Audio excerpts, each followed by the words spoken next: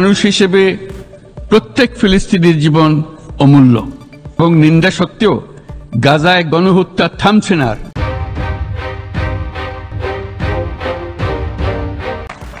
ফিলিস্তিনের মতো বিদ্যমান বাস্তবতা কেবল আরব কিংবা মুসলমানদের জন্যই উদ্বেগজনক নয়, বরং তা সমগ্র মানব জাতির জন্যই উদ্বেগের বিষয়।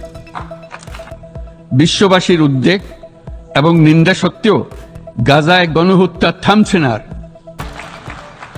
ফিলিস্তিনের জনগণের বিরুদ্ধে যে মানবতা বিরোধী অপরাধ হচ্ছে তার জন্য সংশ্লিষ্ট সকলকে দায়বদ্ধ করতে হবে।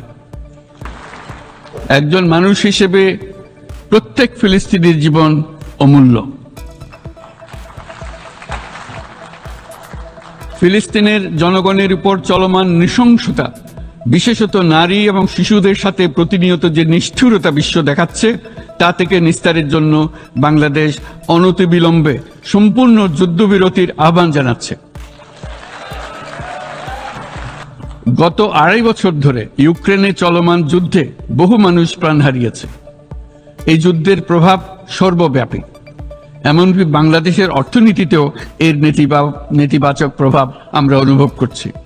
আমরা তাই উভয় পক্ষকে সংলাপে বসে বিরোধ নিরসনের মাধ্যমে যুদ্ধের অবসান ঘটানোর আহ্বান জানাচ্ছি।